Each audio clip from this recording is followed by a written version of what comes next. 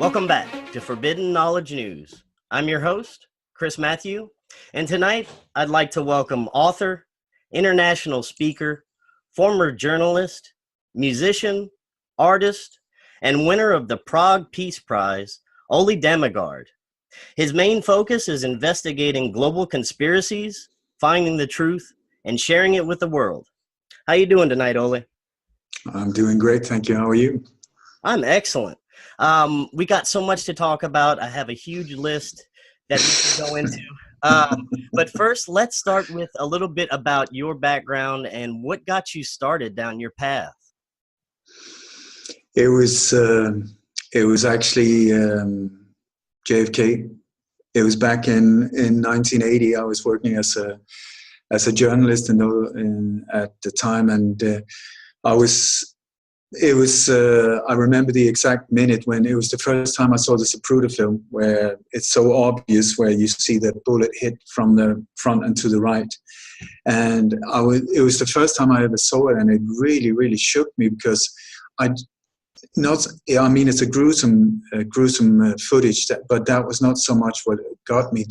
What really got to me was like, how can someone like these big news channels still keep to the original official story when it's so obvious? I mean, if you you can bring in an 8-year-old and they will say, where was he hit from? And they would say, well, he must have been hit from the front and to the right, the last headshot. So for me, that was like a very shaking, upsetting experience, because I thought, how is it possible when it's so obviously not true, the official story? I mean, it's a no-brainer. You can figure it out in like 2.5 minutes if you put your mind to it. Not how it was carried out, not who did it, but that it was not somebody in a totally wrong position that was being blamed for it. And so how could these big news channels, like all of the big ones with their History Channel, all of these ones, all of them backing the same story, that really got to me. So I thought, I must be really thick, or, obviously I don't get it, because they must know something that I don't. So this got me down a long, long, long road where I went to multiple different countries. I was trying to find books about JFK. I was trying to track down witnesses and so on. But in those days before the internet, it was so much harder. And then the JFK assassination, I mean, I really got obsessed about it. I was so focused trying to understand it, because I wasn't trying to prove anything. I was just trying to figure it out, what the hell happened, because the more you look into it, the more complex it gets, the more multi-layered, and in the end, it's you thought you were confused to start with. Oh my God, after a while, it's just like head spinning. And but then I read, I think maybe a couple of 100 books, and I started writing my own book. That was the first book I ever wrote, but it was only for me. It was just to try and figure it out, to categorize things so that I would get an understanding.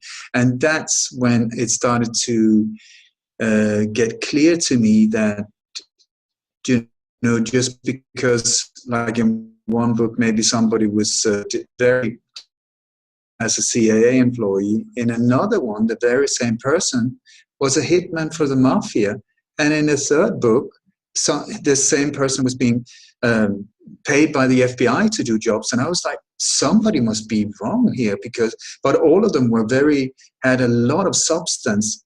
And in the end, I found out that all of them were true.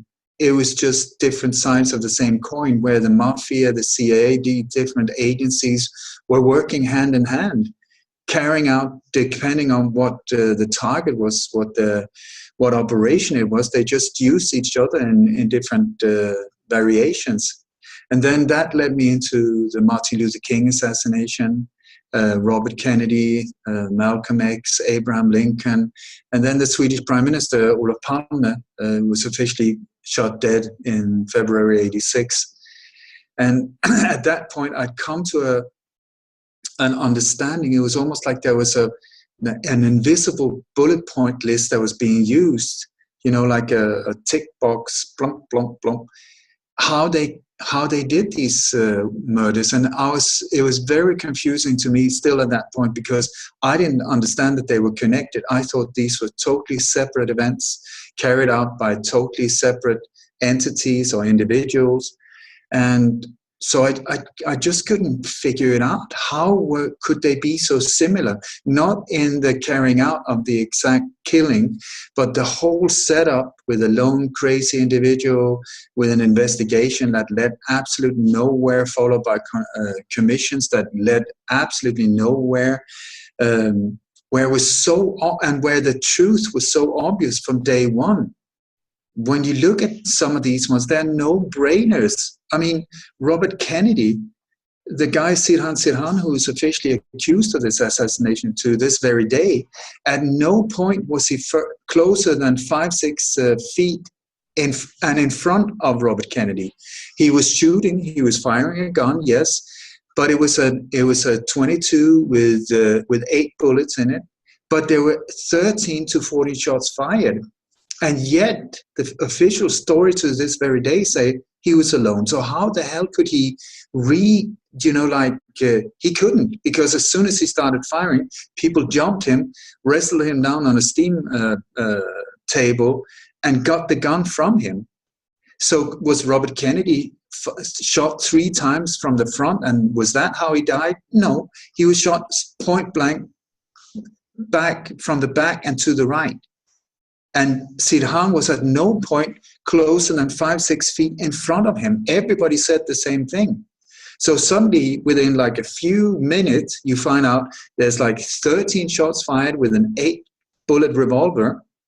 And the revolver, I mean, you can't, it's not easy to refill it, or reload so fast. And nobody saw him reload either. And then also, how can he be hit there? And then, once you start looking at that, we just started pointing out people that were behind him and to the right. Because, I mean, the way I'm sort of a simple-minded individual, 1 + 1 = 2, that's the way the world works. If I take an orange and I drop it, I know it will not fall upwards. I know it will fall downwards. There are certain rules, certain physical laws in this universe, and one of them is that you cannot stand 5 feet in front of somebody and fire a shot from behind and to the right with point blank, so it even burned off hair on Robert Kennedy's head. So why on earth is this individual still rotting behind bars after all of these years, when it's so obvious for someone with just a little bit of an open mind to say, I mean, at least he was not alone. There must have been at least 2 shooters. That is the basic to start with. But what happened instead? All the evidence was destroyed. All thousands of photos from the crime scene was burned up. People were being neglected. The witnesses were being threatened. And that's just Robert Kennedy. But then when you start seeing the same with with JFK, Martin Luther King, let's not even go there, and then boom. A similar thing happened in Sweden, where, I mean, my body was born in Denmark, but I grew up in Sweden. I mean, I was very naive, or I thought that I knew that this country, there's no corruption. You can trust the police. You can trust the authorities. The government is there to protect you. That's how I grew up. I thought, okay, bad things happen maybe in Colombia or Sudan. In Sweden, absolutely no way. Absolutely. I was not even aware of the possibility. Then the Swedish Prime Minister Olof Palme is said to have been killed there February 28, 1986. And so I thought, well, thank God we're in Sweden. I mean, I didn't like the guy at all. I think he was a real scumbag, but otherwise than that, besserwisser. But the official image was totally different. He was very extreme, either loved or hated. And so it wasn't that I was like, he died, but I thought, that's horrible for the country. I mean, that for a nation like Sweden, a violent crime like that on that level, unheard of. Never, ever. No one could imagine it. I mean, he didn't even have bodyguards normally. He was taking the bicycle to and from his work. Sweden was famous for that. And then suddenly we have this brutal murder, boom, boom, and he's dead on the streets of Stockholm. So I thought, well, thank God it's in Sweden, because within a few months the police will have taken the guy or sorted out or found out what happened. Right. And instead, then I started seeing the exact same thing happening in Sweden as well. So I thought, if what I start to see is true, then I would be able to see the same, follow the same bullet point list that I put together with the other assassinations, because they are very, very similar in the setup. And it goes back all the way to the Roman Empire, I think, with how Julius Caesar were killed and how they set up and got rid of senators and different politicians, whatever they needed to get rid of. They followed the same template. And then I started seeing the exact thing in Sweden. And it came to a point where I was like, this cannot, I don't get it. Because if this is true, then Sweden will forever be a different country than I thought that I grew up in. Because then suddenly I cannot trust the police. I cannot trust the government. I cannot trust all of it, because I've seen how it works in the other ones. So I looked at all of these points that I put down. I've never seen them written down except from myself. So it's not that a list I found, but it's just the similarities. And so at that point, I don't know what it was, but it was like maybe 0.8 at the list or whatever. I said, if what I suspect is true, then this is what is going to happen next. And boom, 2 weeks later, the exact same thing happened. Oh my God. I mean, it was like somebody just pulled the carpet away. I was just like falling into a black hole. What the hell? What the hell is happening in this beautiful country? So I quit my job. I moved to Stockholm. I started working with crap jobs. I got a bus driver's license. I cleaned toilets and worked in warehouses, whatever could keep me alive while I was trying to find out what had happened in Sweden, because suddenly it was in my backyard. So I moved up there, and I got in touch with a small little group of private citizens, of normal people, former lawyers, police officers, mostly older guys, who was just extremely concerned about what was going on in Sweden, because once again, the official story is so obviously not true. And we're being fed a lie. And so many things are being built on that lie. They put it forward as a fact, and then they just slap on another layer that is supposedly be fact built on a lie. But these ones are lies as well, because this one is not true. And then that it just keeps on lie, on lie, on lie, on lie. And it's all they keep presenting it as, well, this happened, so then that happened, so then this happened, and then the result of that was this. But all of them are lies. So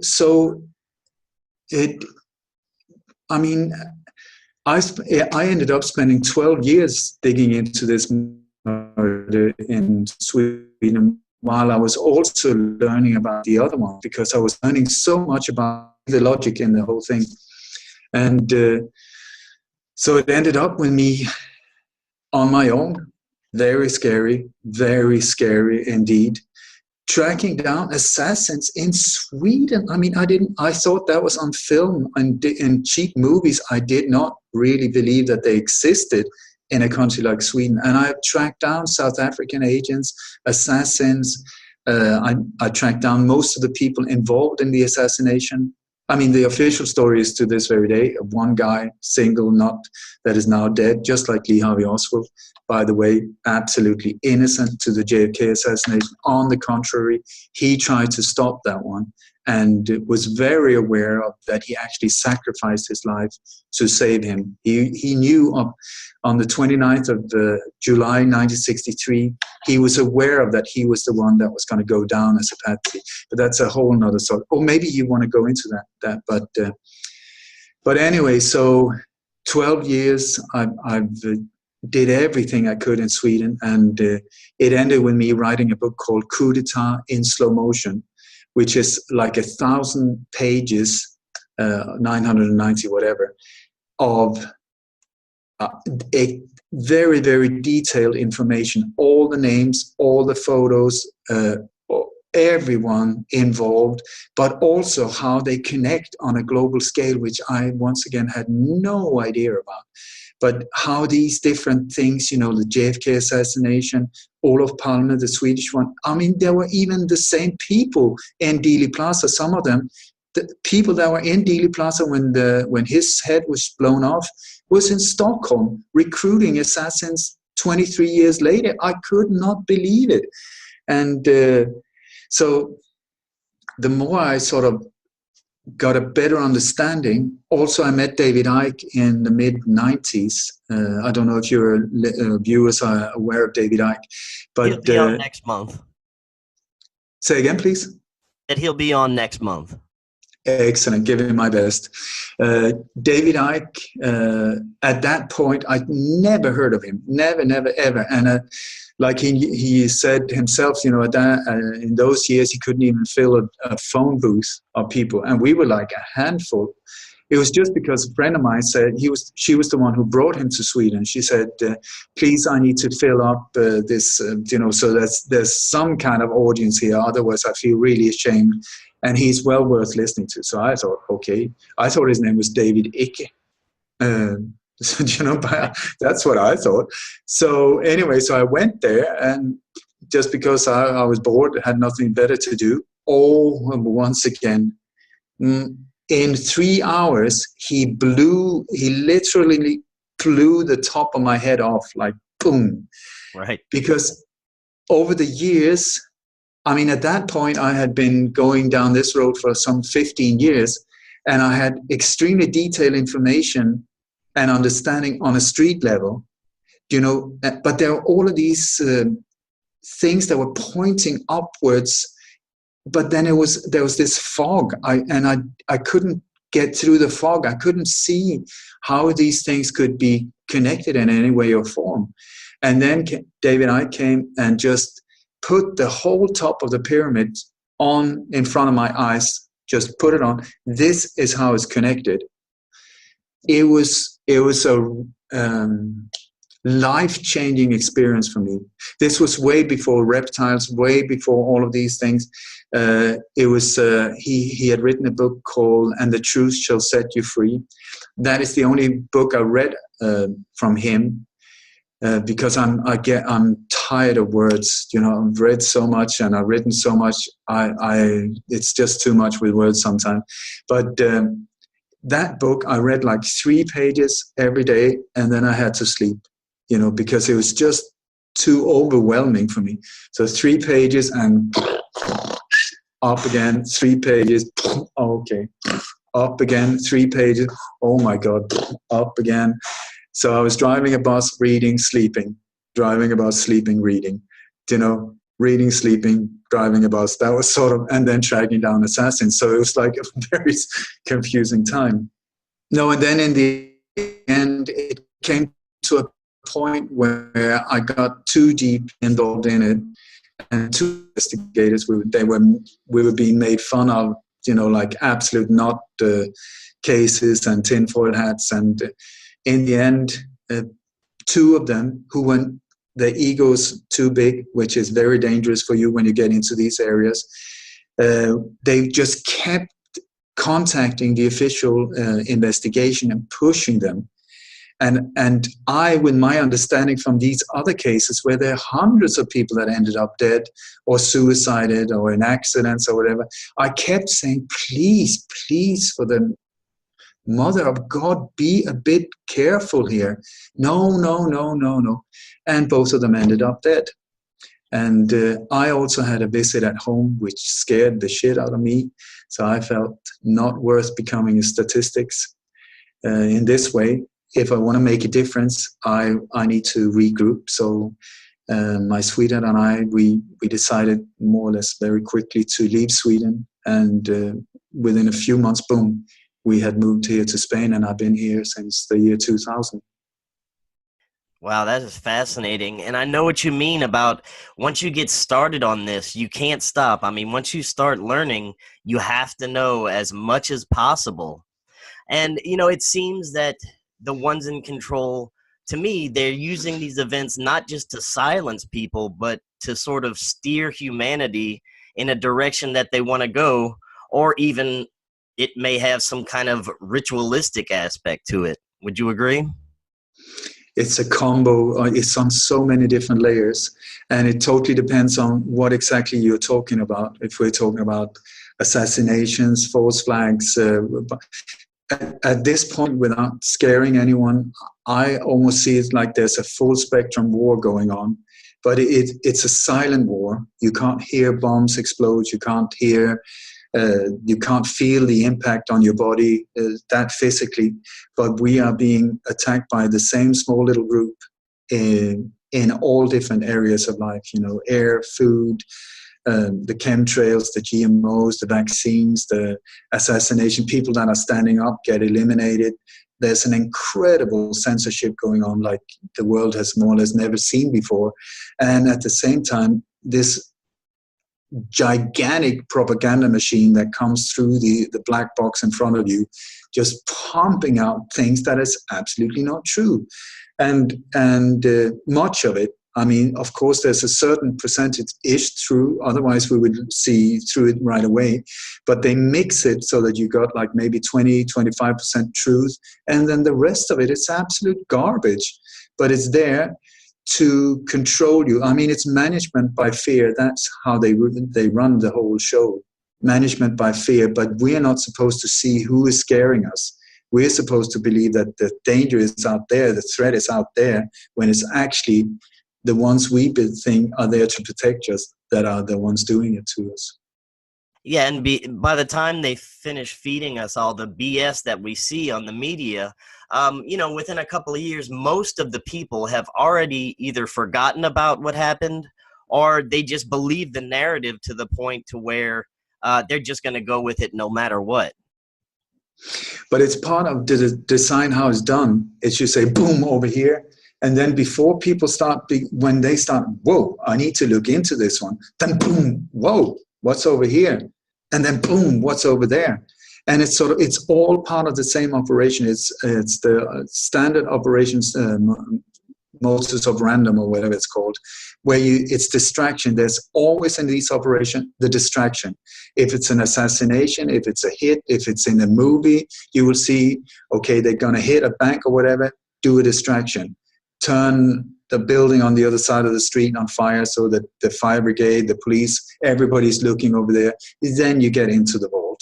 There's always the distraction, also in military operation, and it's just standard. So they're very aware of trying to keep us focused on something else. But now, and this is also one of the reasons they have to ramp the momentum up all the time now, because more and more people are really starting to dig into these things, and they do not give up. So they need another one and another one and another one. It's and sometimes I think it's a good sign, because I think that shows that they're getting very scared. Otherwise, they wouldn't do it. It's only a few years ago, you didn't that powerful that they want us to believe that they are. Why are they so afraid? Why is there a need? Why wouldn't they just laugh at someone like myself, and say, oh, come on, let him speak. Who cares? Put him on a box in Hyde Park and he can speak in front of people, whatever, who cares? If we're that powerful. But they're not. They're not. This is the thing. And the thing that really scares them, the only thing, is the truth. Because the truth is powerful. I'm absolutely in love with the truth. I adore the truth. because it fears no investigation. It stands on its own. It can be very hard to find sometimes. That's a different one. But the truth itself is just pure. Boom. And there's no reason you don't need to remember anything. The truth is just the truth. Did you do it? No. Did I? No, I didn't. I don't have to remember anything else. But when you have a conspiracy, which actually means breathing together, that's the original meaning of the word conspiracy. But now it has conspiracy. It's like when two or more people are involved in planning or doing criminal activity, that is a conspiracy. So the more people that are involved, the harder it is to keep track of all the lies, because like also on an energetic level, the truth moves with no friction. It just goes. There's nothing. But a conspiracy is like dragging a shitload of garbage behind you that just keeps adding on, and then, oh my God, what did he say that? You were supposed to say this. We agreed upon saying this. Why the hell did you? Okay, we need a new press conference. Well, okay, and then they would add new lies. And then somebody said, but what the hell did you do that for? Can't you remember the whole? And it just goes on and gets more and more smelly. And then people they fear that they will be revealed and exposed. So, oh my God, we need to get rid of this guy.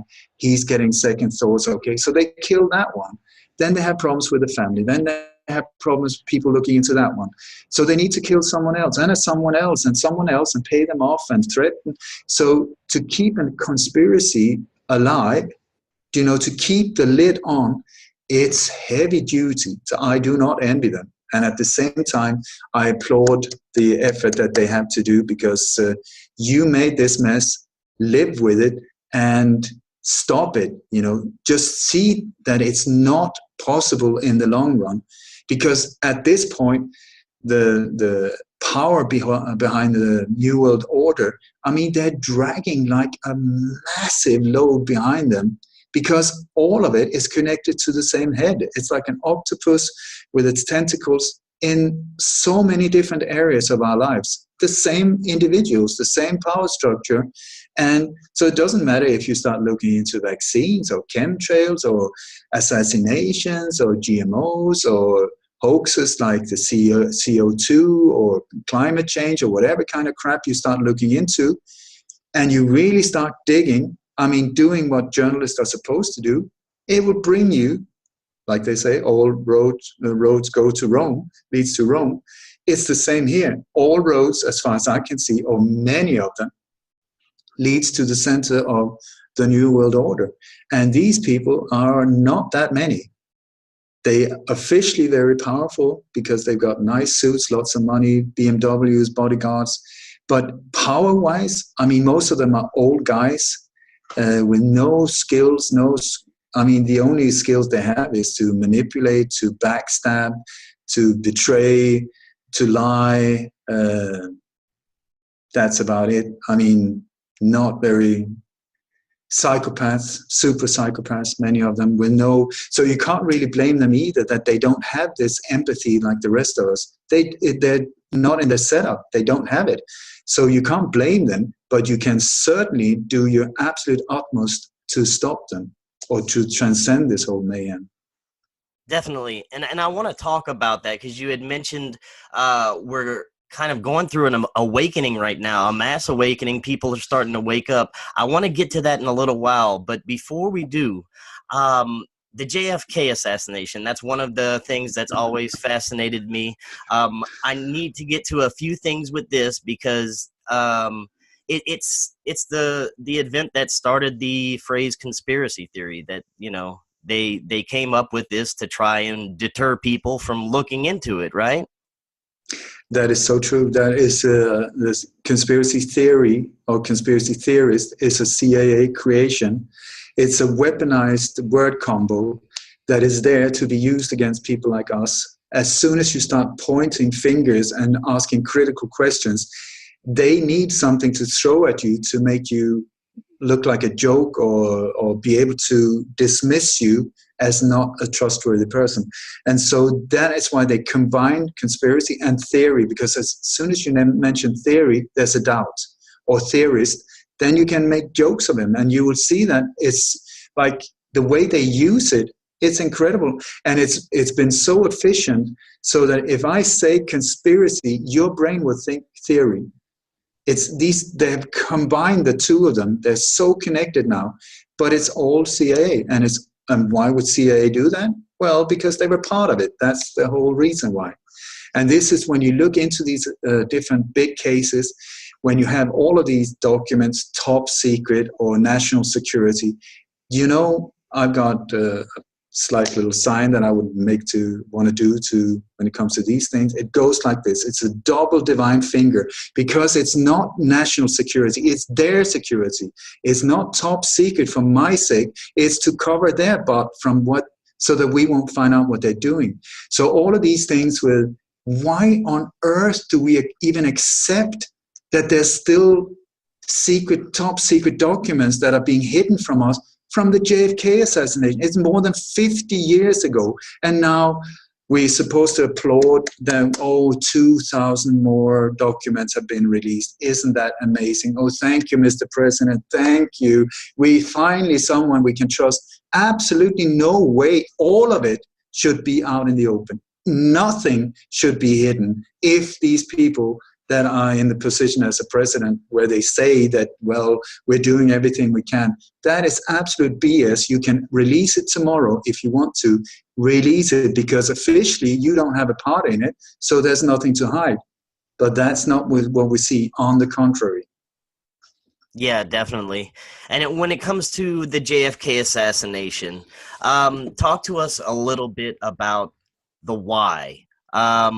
What was behind it, based on your research? When you look at top level cases like that, it's not just one reason. One reason wouldn't be enough. I mean, they need to do something extremely stupid, so that would be the only reason. So it's like a multi-layered reason behind these assassinations, also because of the power structure behind them. And in this case, it was a combination of many different interests where Kennedy was pissing them off. I hope, excuse my language, but we're talking about brutal murders. So I think a bit of hard wording is in its place. Use whatever language you feel free. Feel free. Okay. So if I'm correct, after all of these years, what I believe happened was that Kennedy came to power through his dad's connections. One of the connections was with the Chicago mob. And so it was a very close race between him and Nixon. It was only 100,000 votes in total in the whole of US. So it's a super, super close one. Everybody thinks now that Kennedy was loved from day one. Absolutely not. It was a super close race. And the reason why he got into the White House was through his dad's connection with the Chicago mob, especially Sam Giancana, where Giancana's boys helped to raise a lot of votes. They went around in cemeteries and got the names of dead people and then put them in as votes. And that was what got him into the White House. So the mob thought, great, we got our guy in the White House, so door is open. Now we just wait for him to return the favor. So when JFK entered, it was glitter, glamour. He was the youngest president ever. I think he was only like 45, 46 when he got in, even younger, 44 maybe. He had this beautiful wife. The whole of the US was breathing optimism. Now finally we're going to make a change. This is going to be way. And he brought in Hollywood. He brought in all of these stars, Sinatra, Marilyn Monroe, all of these. So there was this whole, the president is so wonderful, it's so wonderful. But he was not doing anything really. He was not a powerful president. He was just popular. So he was not messing with any power structure.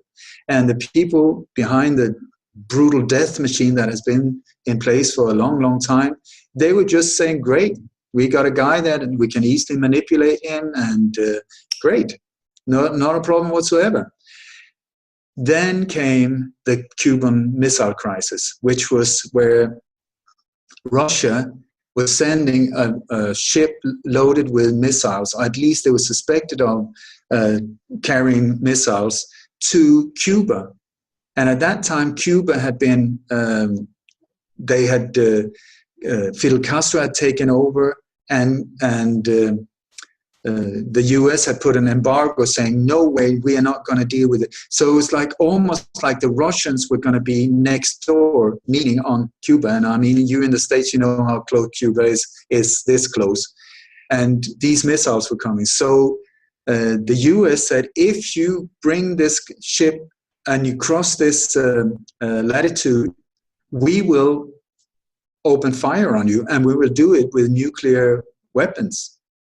And so it was the world came to a point, a showdown, where it was so close for the Third World War.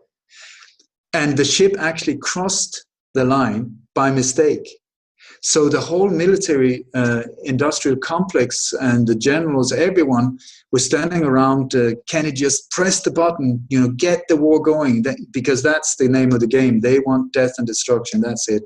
And Kennedy just sat there with tears in his eyes saying, I refuse to be the one that do this to the world.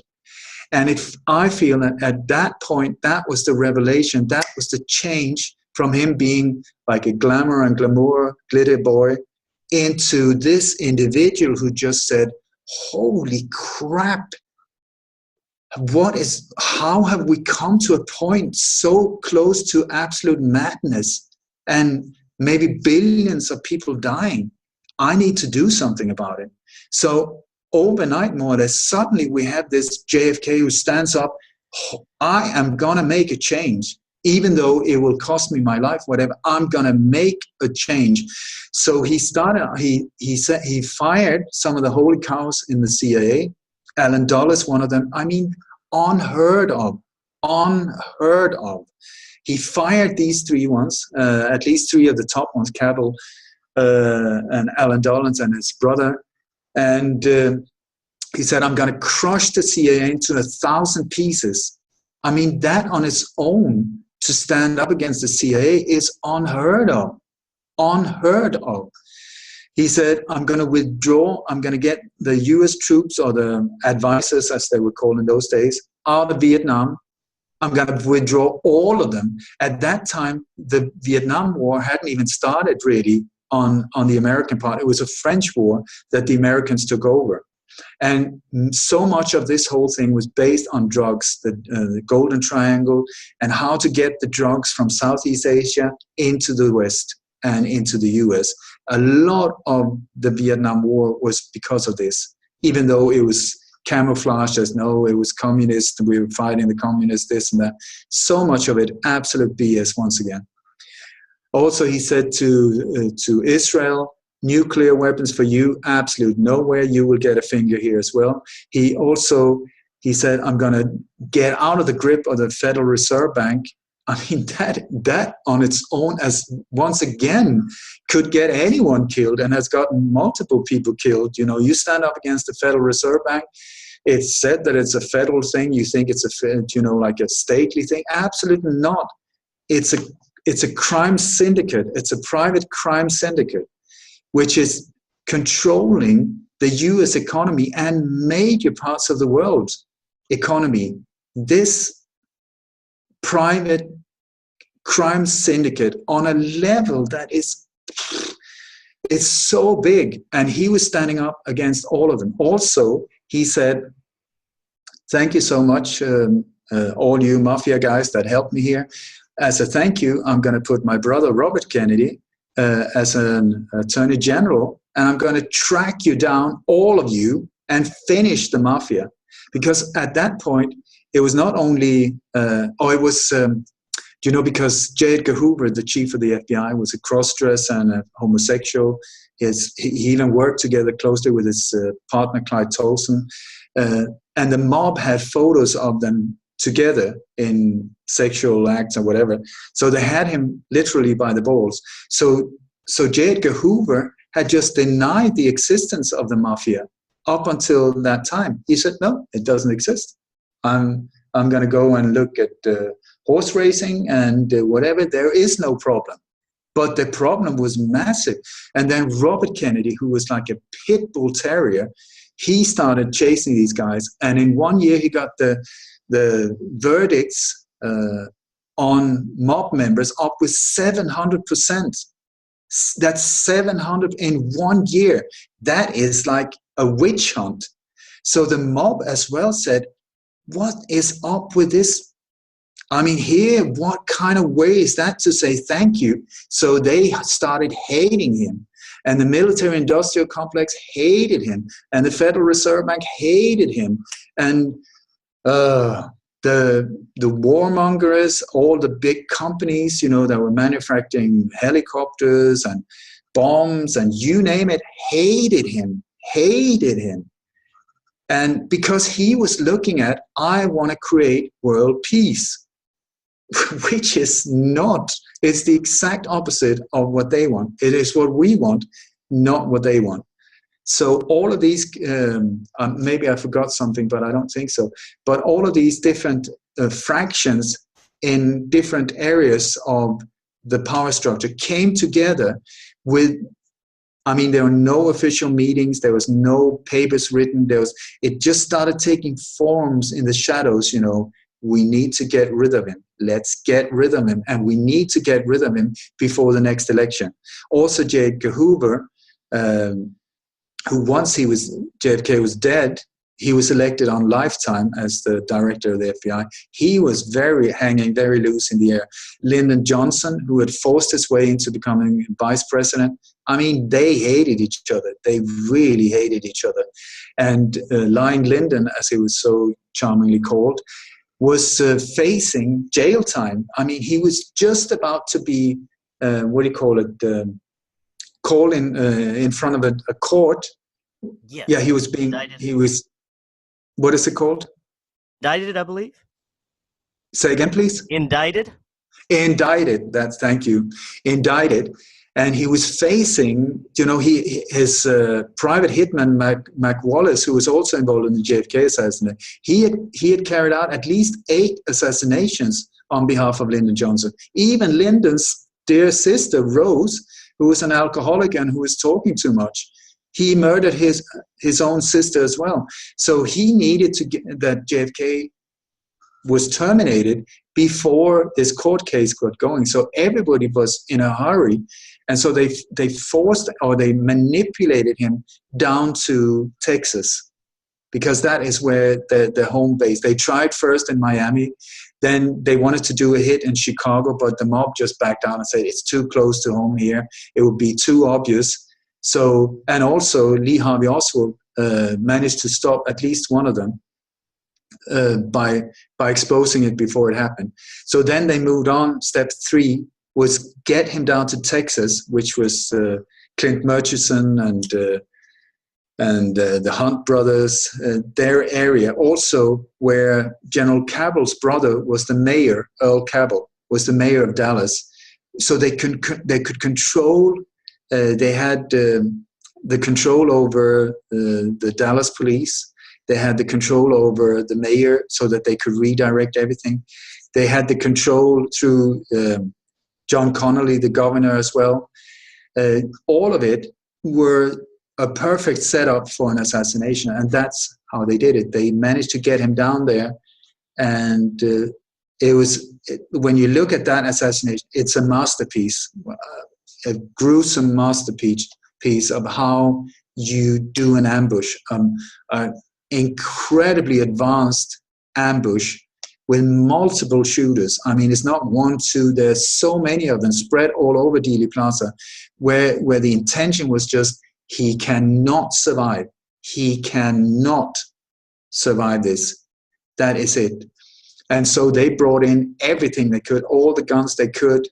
And so the whole setup around Dealey Plaza is brilliant. I mean, how they changed the motorcade route to slow the whole thing down, how they had control of the Texas School Book Depository, which was owned by the same person who also started the Civil Air Patrol, where where many of these youngsters were trained before that.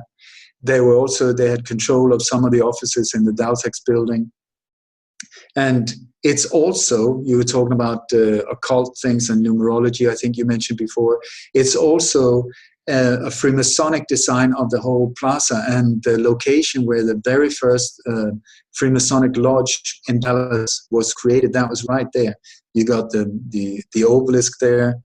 The whole setup was just their backyard, and they carried it out absolutely beautifully. Now, do you think the Zapruder film was doctored in any way? A lot. This is where it gets very confusing, because you see things and you think, okay, that's it. Now we have some evidence here, but it has been manipulated very much. So frames have been put in the wrong sequence. You got photoshopped. The background is moving in a different speed. There's a whole piece cut off in the beginning where the motorcade came to the driver, because the two Secret Service men in the limo as well was involved in the assassination. Bill Greer, the driver.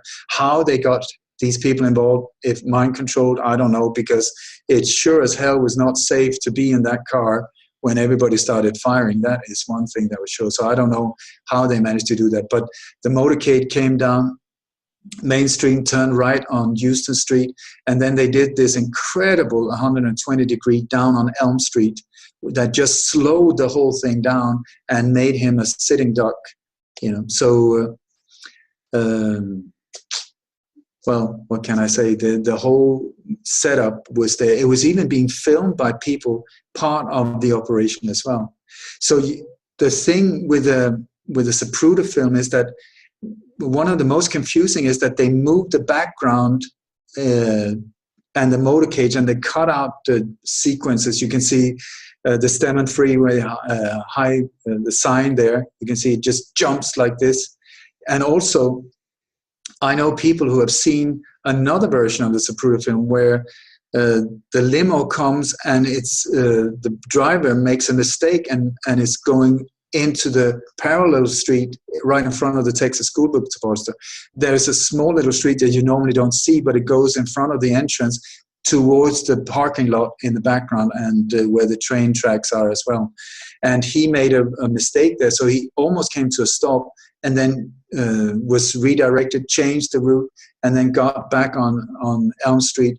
So, and the limo actually seems to have stopped twice, a complete stop, when they were shooting from all different directions. So you will see that when you look at naturally happening things, there will be a natural sequence, and there will, for instance, one of them would be somebody shoots at the limo. Secret Service agents, their job is to throw themselves in front of them and take a bullet for the president. What do we see here? They're not even close. They're in the car behind. All the protection has been drawn back. All the motorbike escort has been pulled back. So the car should normally be in the middle of the whole motorcade. I mean, it's like, and there should be, his physicians should be very close. There should be photographers. There would be Secret Service guys with machine guns, all of these things. Also, the whole of Dallas would have been checked by military weeks before. And all the windows checked, there would have been snipers, there would have been spotters, all of this. Nothing was there. The bubble top, the roof was taken off. He was sitting there being brought forward as a lamb to slaughter, a sacrificed lamb. That was the way they pulled it forward. And so everything, instead of the way it should happen, happened the opposite. And like when the shot started being fired, the driver would have just stepped on it. The Secret Service would have thrown themselves on top of JFK, and the driver would have just stepped on it. Here we see the exact opposite. He stops the car, and he even turns around and watches, and then boom, the final headshot, or headshots, I think there was more than one that hit at the same time. Then when he sees that the head is blown up, he drives to the hospital. So You have everything is upside down. And this is a very clear sign of that there's something very foul going on. These black ops. Earlier, you had mentioned briefly about Oswald and how he basically was a patsy. Let's talk about that. Talk about his involvement. What was his role in all of this? In that case, is it okay if I rewind the tape a little bit, because I need to do a detour to come into, because there were multiple. Okay. Lee Harvey Oswald. Lee Harvey Oswald was a very special young man. He was very young. He was only 24 when he died. And at that time, he had already been to the USSR, to Russia, as a spy. He was employed by both the CIA and the FBI. And I mean, that takes a lot of courage to be sent alone into enemy territory in those days. This was the Cold War, when it was as cold as it can get. He managed to do that, and then he brought back his Russian wife, Marina, and they even paid for him to come back, which he wasn't interrogated, nothing like that, showing that he was a spy sent over there. But so the years leading up to JFK can seem very confusing, because if you look at what he's doing as a preparation for the JFK assassination, then everything gets into absolute mess and confusion, because that was not what he was doing. He was involved in other operations, and the operations he was involved in was one of them, or the major one, was to be part of creating a bioweapon against Fidel Castro. That bioweapon was built on a virus called SV40. It was a very, very aggressive virus that was found in the polio vaccines that were being given to hundreds of millions of Americans and also Europeans, some Russians, in the early 60s, late 50s and early 60s. Even though people in charge knew that this vaccine was infected. It was a virus from monkey kidneys, because they grew these viruses on monkey kidneys, and some of them were alive. And there was especially one man called Alton Ochsner, who was a very, very well-respected physician and doctor in New Orleans, who was the doctor for many dictators in South America and high-level people. He was the guy who was in charge of the polio vaccine. And this whole thing was being rolled out just like the swine flu vaccine or the Ebola or these. They do it, like on a recycling basis. It's the same criminals behind it. The CDC is in Georgia, which was created at the same time as NASA and CIA after Operation Paperclip, were the ones that have been creating these epidemics over and over again. Anyway, sorry if I get off track, but anyway. So when the CIA found out that this virus was available, this SV40 virus was that dangerous, they thought, well, why don't we turn it around? Let's weaponize it. Great idea. So they got this whole operation going, especially in New Orleans, where there was a whole series of private houses and also a very, very advanced laboratory with a particle accelerator and stuff that were refining and trying to get this virus to become more and more aggressive. And then the idea was to get the virus somehow to Cuba and get it into the body of Fidel Castro, either through food or injection or a cigar, or whatever, to get the virus in him. Because the thing with this virus is that in those days, the only salvation from cancer, as they knew it, was radiation. And a normal cancer cells would die from radiation. But these cells, the SV40 ones, would just thrive and grow super fast from radiation. They were just like, yay, baby, let's rock.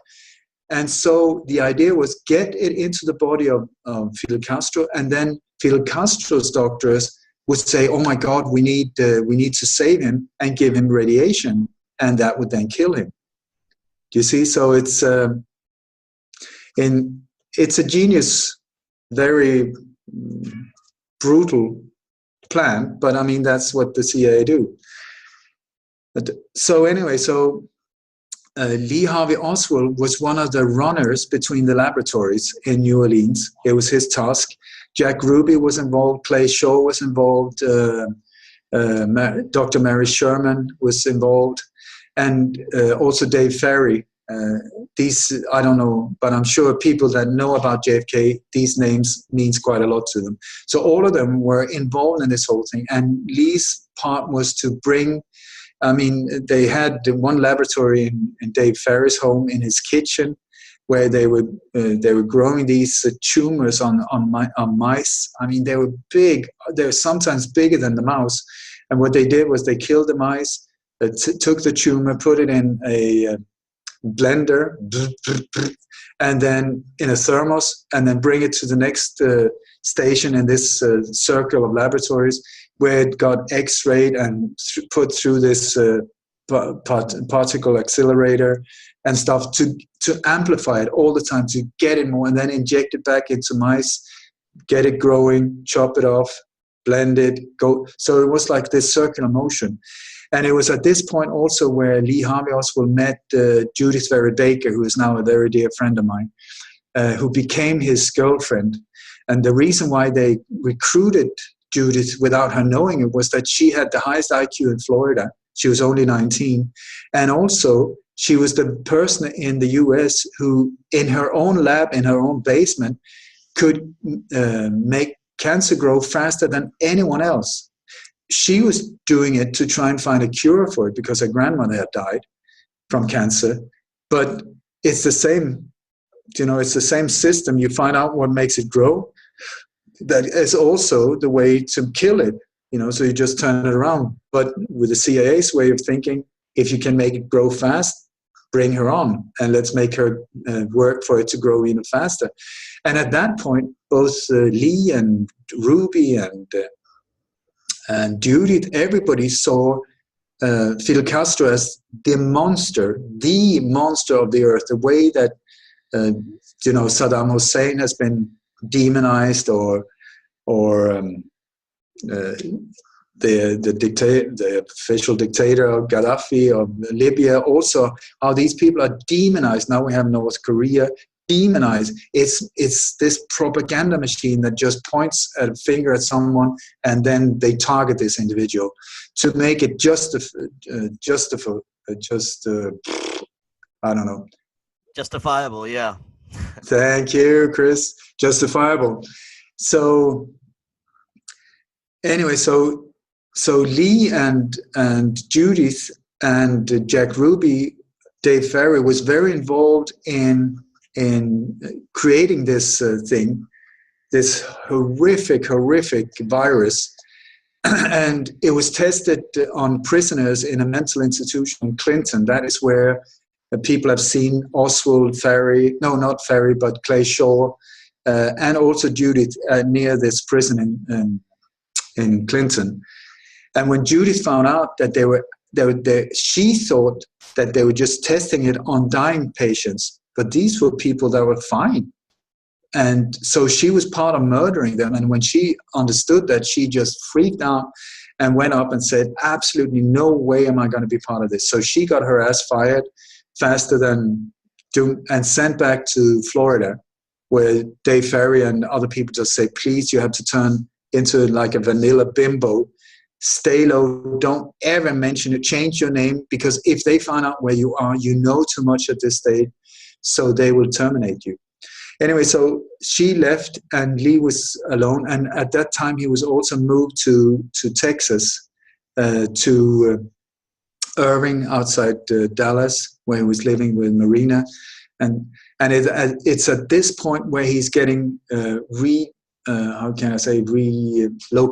to the Texas School Book Depository, which was owned by the same guy who created the Civil Air Patrol, where many of these different people were being trained and then into the the CIA and these different types of operations. So over the months that when they started getting close to the assassination, the people behind the attack needed a patsy. And so they were going through their files and just like, we got one that we can control here. With his background as a defector to the USSR, that would be perfect. So in that case, we can make him a lone, crazy individual. They always want him alone and crazy, because if they're alone, then by law there's no conspiracy. And crazy, because then they can carry things out without a motive. So a lone wolf, that's what they always want. And so they saw Lee Harvey Oswald. That one is a good one. So, and at that time also they had been creating like a whole like a offshore company with the label Lee Harvey Oswald. So we have multiple things going in the name of Lee Harvey Oswald that had nothing to do with him. So the whole setup was perfect. So in that time, they started making him do things that would incriminate him, you know, like hand out these leaflets in New Orleans and stuff, where he looked like he was a communist. And in those days, they used to hang communists in the South, you know, so. And here he was doing radio interviews, handing out leaflets and so on. All of it was to paint him black without him knowing it, so that he could go down as a patsy without any questions being asked.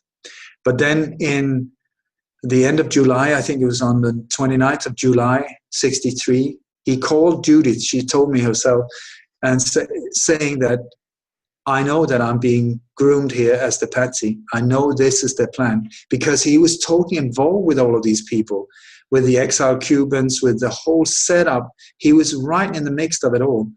And he could just feel that I'm being set up here. So he told Judith that they're going to try and kill Kennedy and they're going to blame it on me. So Judith said, but please get out of there, get out of there. And he said, but if I do that, they will kill Marina, his wife.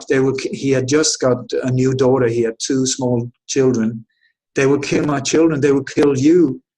What can I do? So he decided, even though he knew that he was going to go down, that I will do it. I will do it for my president. He loved Kennedy, and he was a very, very brave individual. So from that day on, he tried to infiltrate the group even more and find out what was going down. And this is where we have these telexes that are being sent from the FBI and so it's Lee Harvey Oswald that was sending it out, trying to blow the whistle on and stop the whole situation, the whole termination. And then it went the way it went. So if you want to see what a real hero looked like in my world, this is the type of person we're looking at. And if you want to look at what a real monster looks like, that is the face of George Bush Sr., Dick Cheney, Hillary Clinton, Benjamin Netanyahu. These people are true monsters. They are the war criminals that are doing this to the world, them and their gang. So, yeah, they continue to find scapegoats for these events for everyone that they do, but now it's on a much larger scale. Now we have the evil Muslim terrorists to blame for everything. What are your thoughts on that? Well, I tell you, I thought in the old days, I believed it. I was naive. And I believed, I was a journalist. I thought that I could trust the newspapers. In the old days, journalists did what they were supposed to do. And I don't know what happened, but at this point, I feel so ashamed of even though I believe that I'm doing what a real journalist is supposed to do, because the real ones that are getting paid for it are doing something totally different. They're checking out Britney Spears' breakfast or some football, soccer's bad knee or whatever. They're not doing what they're supposed to do, because the way I see it, journalism is journalists are there to protect the population from the powers. You know, to keep an eye on them, saying, listen, guys, we know what you're up to. We see you, don't even think of it. That's what journalists are supposed to do. And if you do something, that we will find out. We'll track it down. We'll expose you. So you better behave. What is happening now? Everybody's looking that way. No one is focusing on that. So how did that happen? Well, the CIA has been working for many, many years to recruit people in key position in media and so many other areas. And not only in the States, it's the same in in Sweden, in Germany, in these countries where you think, the CIA, come on, you must be joking. Well, we just have several examples of people, especially in Germany, who have stepped forward and said, the CIA have paid me for this and this and this, and then they end up dead, which is also standard procedure when you start speaking out. So, sorry, Chris, I forgot the question. What was the question? How they're using the Muslims now as a scapegoat. Thank you.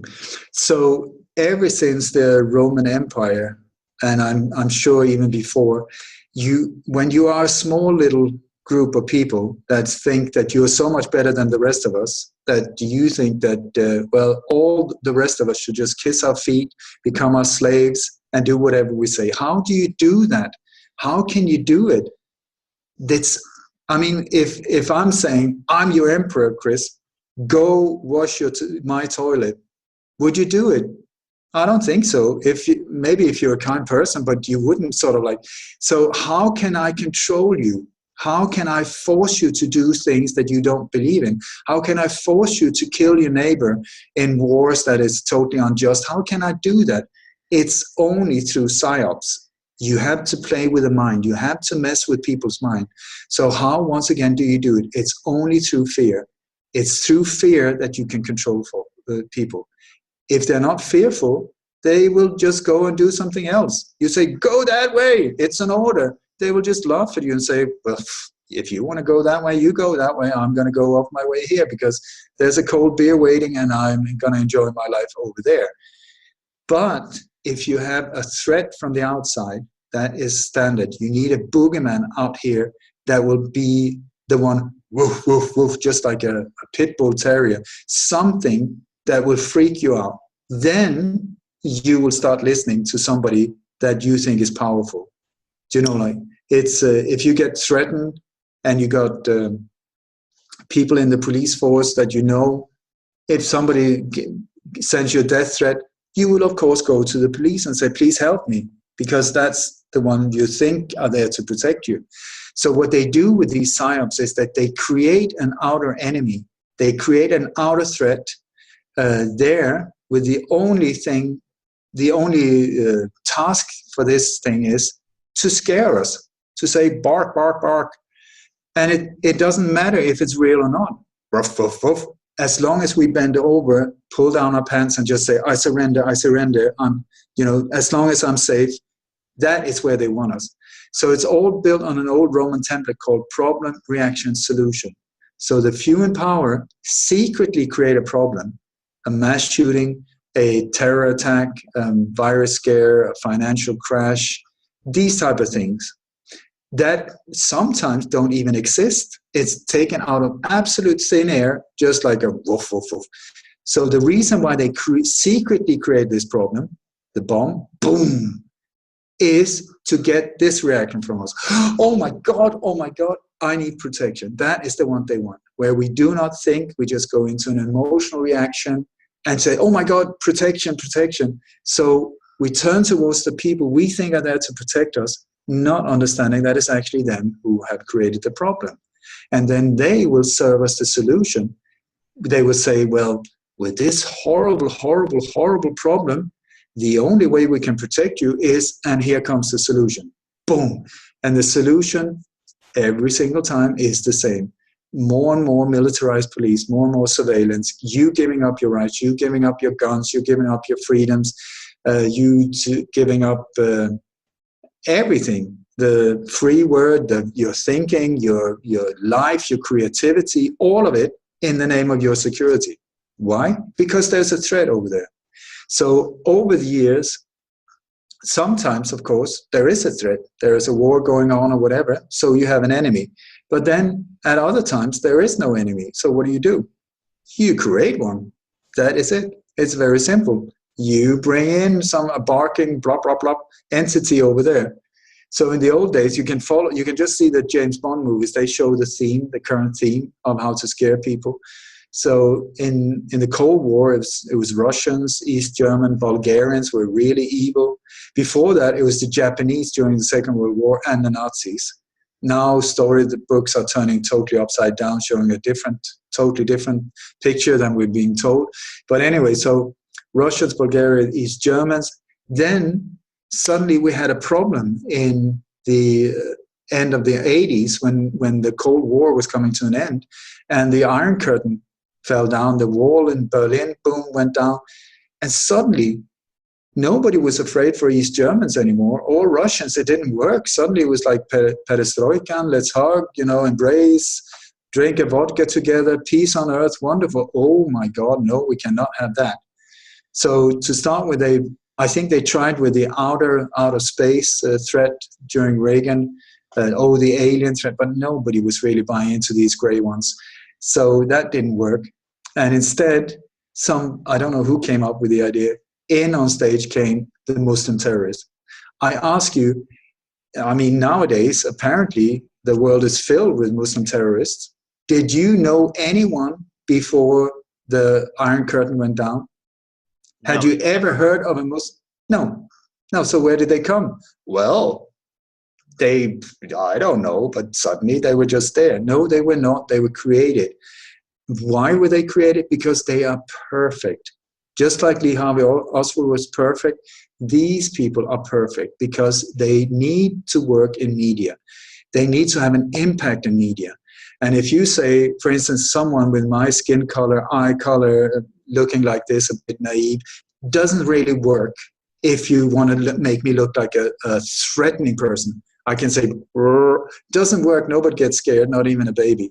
But if you have Muhammad Abdullah Makhlula or something like that with big black eyebrows, black eyes, a big mustache, coming from a country that nobody has heard of, with a religion called Islam, which they also weaponized the word, like Muslim. If I say Muslim, your mind will think something with terror. If I say Islam, your mind will somewhere think something about bombs. If I say my name is Muhammad, terrorist, it's come to that point.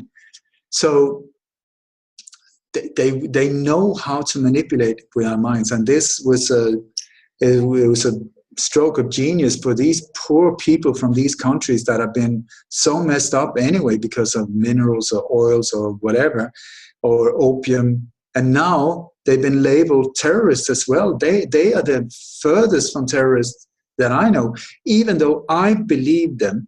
I believed the official story for many years until I started digging into them and until I started going on location, which I try to do, even though I'm a one-man band. When something happens, or even before, I try to go on location and stop it or expose it. Once again, I tell you, shit's scary at times. It is not a fun place to be. But where I should be the number one expert in the world on Muslim terrorists, I know hardly anything about them, because when I come on location, I do not encounter these terrorists. What I do encounter is state-sponsored terrorism, one over and over and over again, where you have CIA, the Mossad are always there, MI6 sometimes in the background, carried out by either private contractors like Kraft International or Blackwater, but mostly soldiers of fortunes. You got also from the Gladio network, super important to understand what the Gladio network is, and also what countries this is happening in, because it's more or less the same countries over and over and over again, NATO countries, and also there is a spy license that was created after the Second World War at the same time as NATO was created. It was called Five Eyes, but now there's 9 Eyes and 14 Eyes and 41 Eyes. These are different countries that have these, it's almost like free trade, but with intelligence, where they have a free exchange of all type of intelligence against people like myself and so on. It's these countries.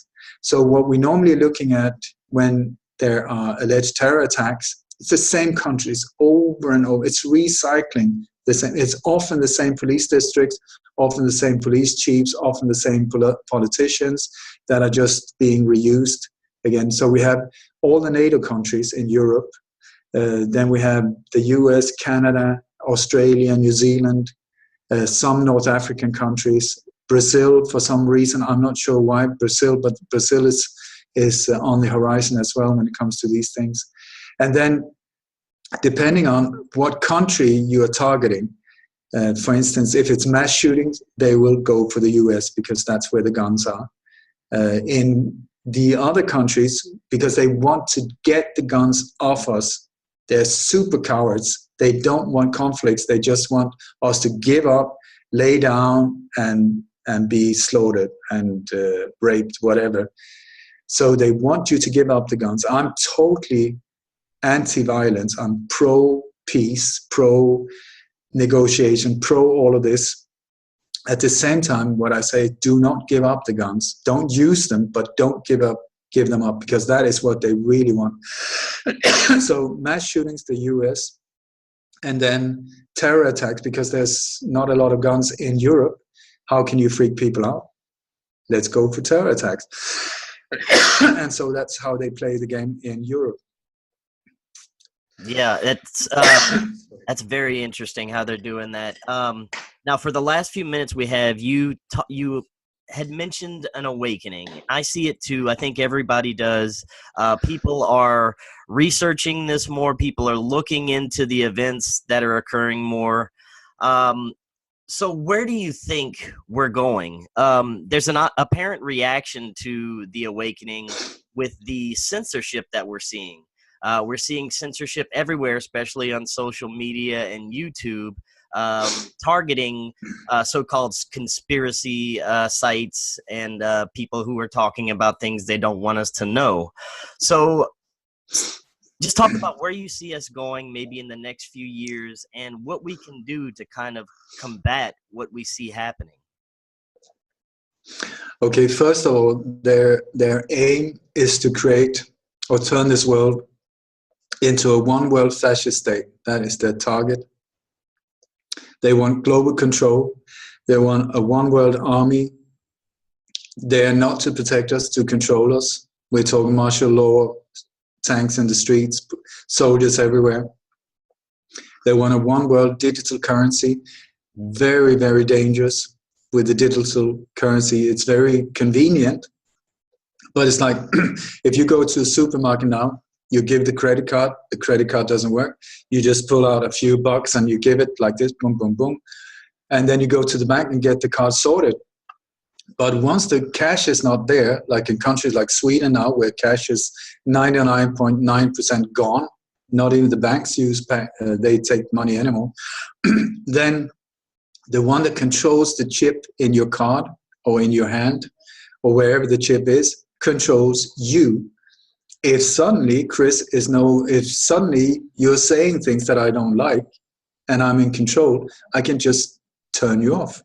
I switch you off, and that will terminate your life.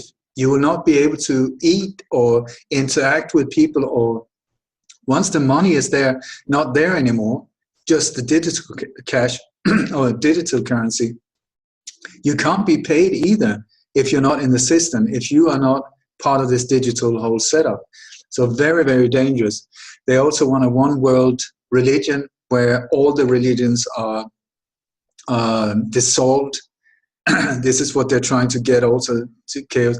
And the nations are dissolved, the national identities are dissolved, all of that into one big mess.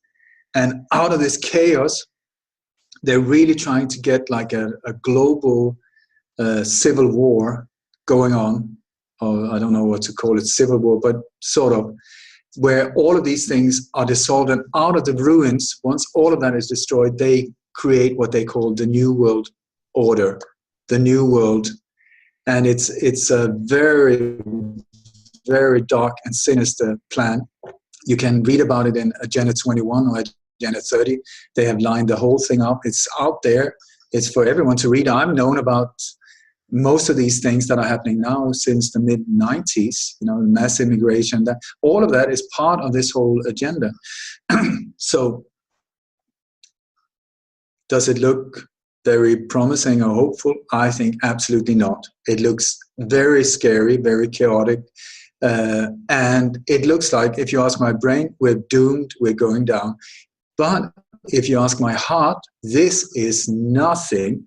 We will just be able to transcend this whole thing like the Silver Surfer, going over the waves. But we need to understand the problem, first of all. We need to see what the hell is going on. Are we under attack from Muslim terrorists, or are these our own governments or people in this power structure where you got groups like the Bilderberg Group, the Trilateral Commission, the Council on Foreign Relations, the Committee of 300, Skull and Bones. These are the individuals that we have to see are super traitors. They are super criminals. They are mass murderers. I mean, I cannot exaggerate how dangerous these people are. But they're being presented in a very flowery, nice, romantic way, with a little bit of a flag in the background and some music.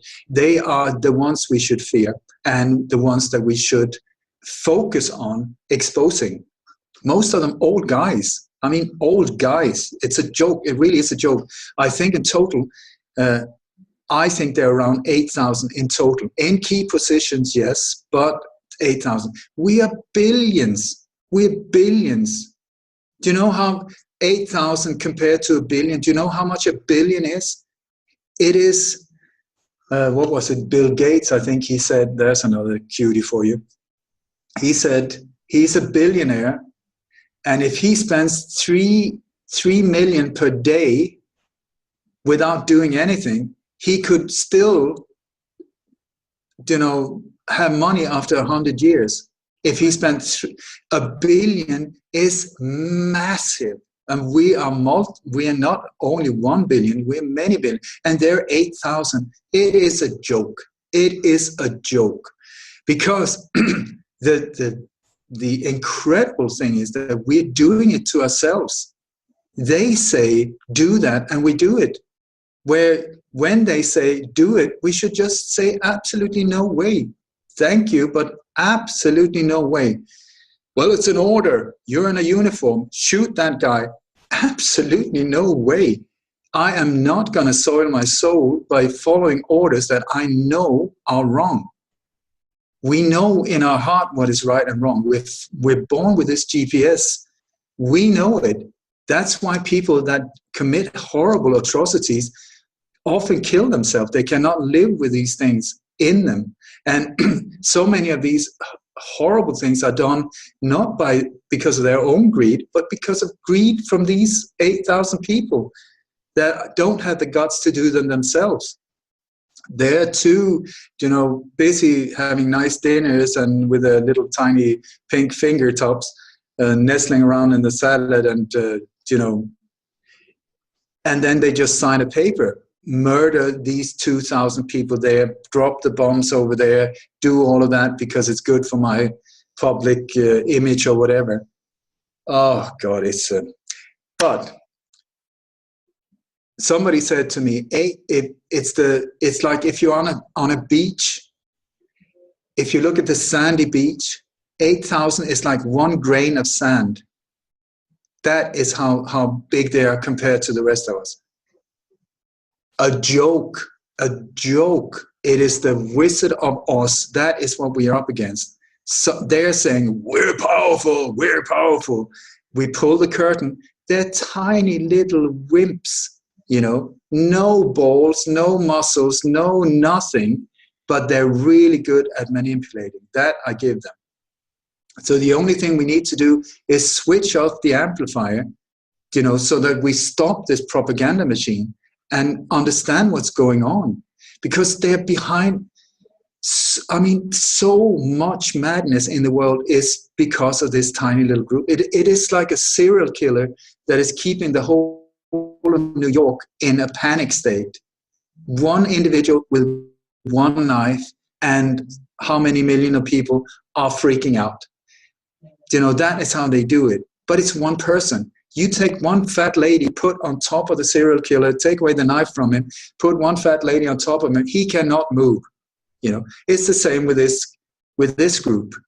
If we don't do it for them, if we don't operate their drones, if we don't put on the SWAT team uniforms and fight our own people, if we are not, we go as police officer or whatever, FEMA camps or you name it, that's normal people. If you're an electrician installing things in a FEMA camp, I say, listen, no good, not good, stop it. If you're part of the banking system, they even have their own psychologists now for banking staff, because more and more people in the banking system are just saying, holy crap, I'm creating slavery from people I love, lifelong slavery through mortgages and other things. Mortgages, do you know what mortgage means?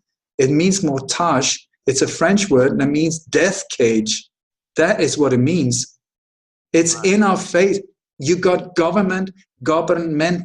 It means control the mind control. It's in your face. It's in our face, but we haven't seen it. So I'm rambling on here, but you ask me, what do I think? I think it looks shit scary. Is it real? Yes, some of it is real. So much is not. So much of these alleged mass rapes and murders here and there and gang shootings and terror attacks and virus scares and airplane crashes and bridges that are falling down and you name it. I mean, I don't know how many hundreds of cases that I've been looking into that have turned out to be fake. They're not real events or they're sabotage. It's like David Atlee Phillips, who was the controller of Lee Harvey Oswald, and also he was the chief of the Western Hemisphere for covert operations. He said, I can kill more people with my typewriter than a small army. The thing what the words can do, especially when it comes out through this black box, which says credibility on it, if you get it out through that one, you can control people. So am I positive? I am super positive. You talk about a few years down the road. Oh my God, I think way before that, are we going to have a major shift? Either for the worst, if we do not do anything about it, or it's going to be super, super incredibly beautiful because, like I mentioned, so much mayhem comes from a tiny little group. So the only thing we have to do is turn off the amplifier by not listening to them anymore and just saying, we're not in for this. We will not do it. Whatever you say, we're not doing it. We will follow our hearts and do good, be wonderful people. Join. They want to separate us, divide and conquer. That's another one, Roman thing. We said, unite and love. But they're turning that one around against us as well. It's these psyops. So after many of these false flags, you will have afterwards the alleged members of the victims will say, well, I forgive the killer. True love and peace. I think we should just forget about it. What they're saying is, don't chase us. We carried out this massacre, but go into love and forgiveness so that we can get away with it. That is not up to them. I totally believe in forgiveness and compassion, but it's up to us to decide when and where, not them, the perpetrators. So when I started, I felt, I cannot say how alone I felt for so many years. I mean, 20, 30 years, no one, when I started, if I started talking, they were looking like, oh, yeah, right. Now, millions and millions and millions of people are waking up. I'm getting emails and messages from all over the world thanking me. And the reason they thank me is because I come from the heart. That is the difference. Because this is also why I still think I'm still alive. Because if I'd come from hatred or anger or revenge, that would have destroyed me, because that I would have been in their ball game. But I come from love, compassion, forgiveness.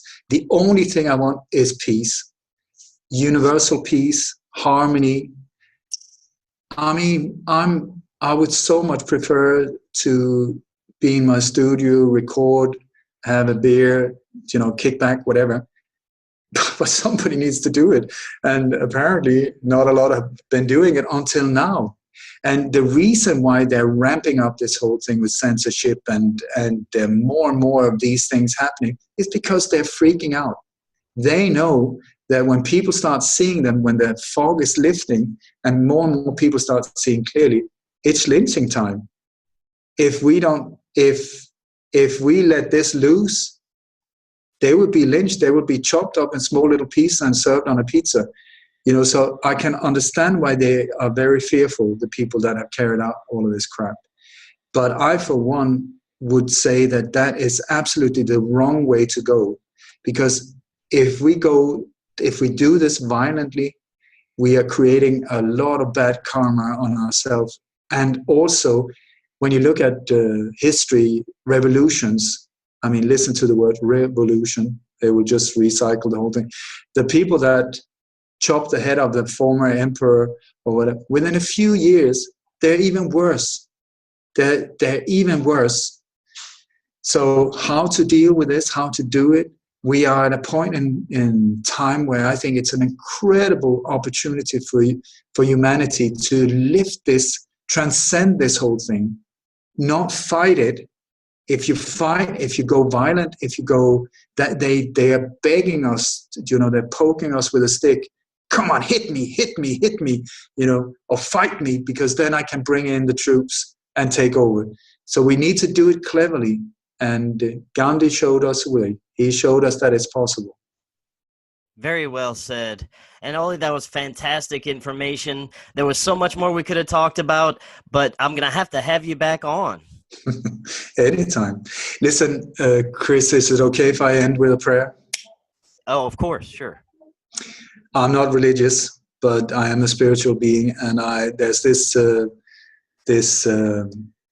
that I really, really love, and it goes like this: May the entire universe be filled with peace and joy, love and light. May everyone, and especially the ones who hurt us, be filled with peace and joy, love and light.